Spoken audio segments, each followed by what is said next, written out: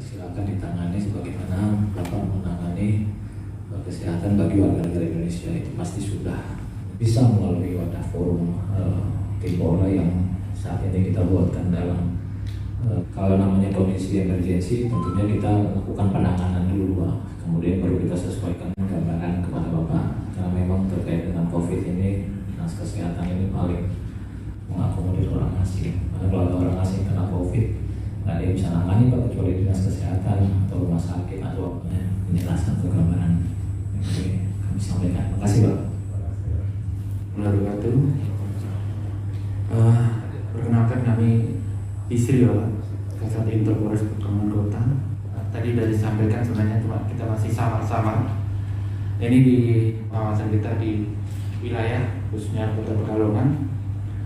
Ini ada ITK, kemudian yang paling banyak barat, Pak. Yang paling banyak barat. Tadi sudah dijelaskan dan untuk ITAS itu sementara itu berapa lama, kemudian tetap itu berapa lama. Minta gambaran saja Pak terkait dengan istilah-istilah yang di sini dan pengurusannya. Kami mohon gambaran. Tidak pernah masuk dalam data kita. Itu SKIM, itu surat keterangan keimigrasian. Resume, istilahnya resume dari kalau affidavit itu tadi saya sampaikan bagi anak-anak perkawinan campuran antara Indonesia dan asing diperbolehkan untuk memiliki 2 warga negara sampai. Baik, terima kasih bahwa rapat Timpora ini sudah diamanatkan dalam Undang-Undang Keimigrasian bahwa imigrasi menjadi koordinator di wilayah untuk pengawasan orang asing. Rapat Timpora ini menjadi rapat rutin ya, untuk mengetahui dan memastikan bahwa keberadaan orang asing maupun kegiatannya itu sudah sesuai dengan izin yang diberikan. Untuk di Kota Pekalongan sendiri ada berapa ini Pak, mungkin dari hasil data sendiri Pak? Dari catatan yang kami miliki, data orang asing yang ada di Kota Pekalongan secara keseluruhan ada 142 orang asing. Seperti itu. Dari berbagai macam jenis izin tinggal. Contohnya apa Pak mungkin Pak? Misalnya untuk izin tinggal terbatas itu ada sekitar 111 orang asing.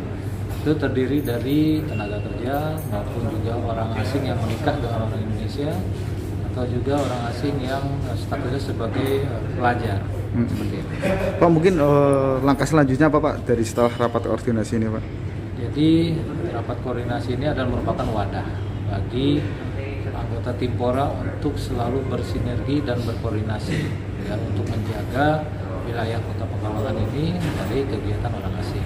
Kami memiliki grup WhatsApp ya, yang tentunya dimanfaatkan untuk kami berkoordinasi dan kemungkinan setelah ini juga kami akan melakukan kegiatan operasi bersama terkait dengan wilayah-wilayah atau orang asing yang ada di wilayah Kota Pekalongan. Tentunya kami melakukan pendalaman sesuai dengan ketentuan. Kami melihat kesalahannya seperti apa. Dapat ada 2 hal yang bisa kita lakukan terhadap orang asing, yaitu tindakan administratif keimigrasian bisa berupa pendeteksian, yaitu menempatkan di tempat tertentu, kemudian juga kita bisa melakukan deportasi, pemulangan ke luar negeri, atau bahkan kalau misalnya orang asing itu melakukan tindak pidana keimigrasian, tidak menutup kemungkinan untuk kita ajukan ke pro justisia melalui jalur pengadilan. Oke. Kalau sejauh ini dari hasil data sendiri untuk di Kota Pekalongan bagaimana Pak? Apakah ada nggak sih Pak untuk warga negara asing yang pelanggaran itu Pak? Untuk saat ini tahun 2022 kami baru 1 melakukan tindakan administrasi keimigrasian berupa pendetensian terhadap warga negara Yaman.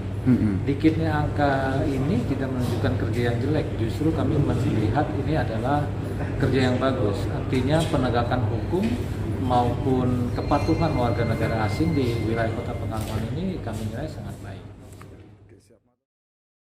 Ikuti terus update terbaru dari sosial media Tribun Jateng.